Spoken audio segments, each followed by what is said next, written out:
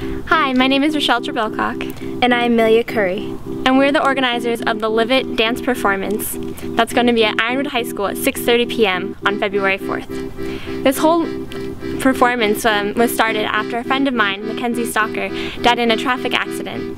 I always wanted to do something that would honor her and remember her, but it's become something much bigger.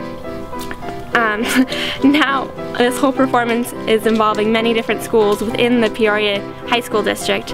After the concert, there's going to be charities such as Narcotics Anonymous, Arizona Suicide Prevention Coalition, Red Means Stop. They're going to be there with information about the same issues that are danced about earlier in the concert, and is there to give more information and help the audience help themselves.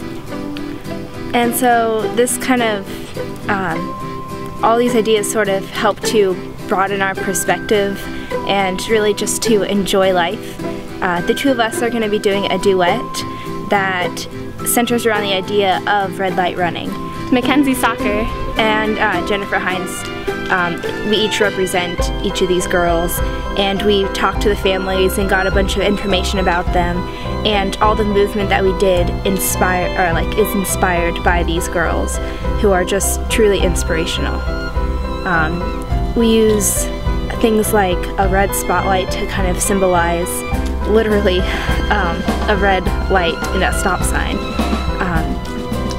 There's many parts of it where our movement kind of is the same, but we do it in our own way to symbolize how, you know, each of these girls are different, but they're kind of both fighting for the same cause. The Red Means Stop Traffic Safety Alliance is a nonprofit educational awareness organization. We've been in business since 1999, trying to educate people on the consequences of running red lights and you know, what happens when people are not responsible when they get behind the wheel of a car.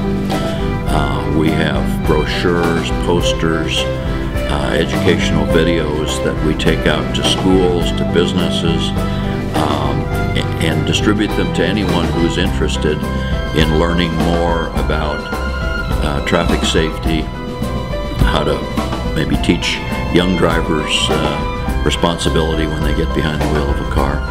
We spend a lot of time now focused more on young drivers than older drivers. You know, I think our theory is that the older you get and you establish bad habits, they're hard to change.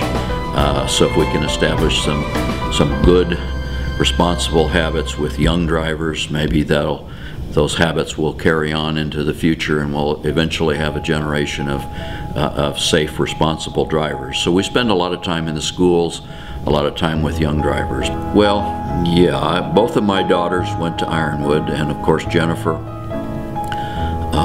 was a senior in 1997 when she was killed by a red light runner right in front of the high school.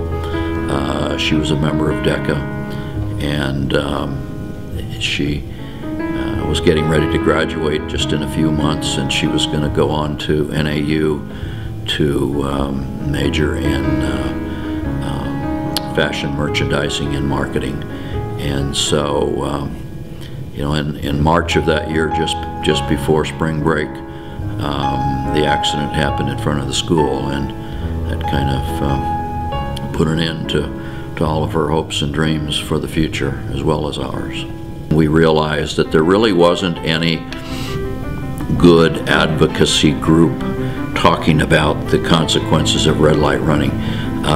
An organization like MAD, Mothers Against Drunk Driving, been around for a long time and have advocated you know, the consequences of drunk driving. So we sort of looked at ourselves as a similar organization, only talking about red light running, which nobody would seem to be doing at the time. So we decided that's something that we needed to do, not only for my daughter Jennifer, but there were two other families that joined with me in creating the Red Means Stop their children had also been injured in red light running crashes. So we did it for our children to help spread the message, so perhaps we could save at least one life or prevent some other family from experiencing the grief that we had gone through. The theme of this concert isn't to mourn those that we've lost, but to celebrate their lives.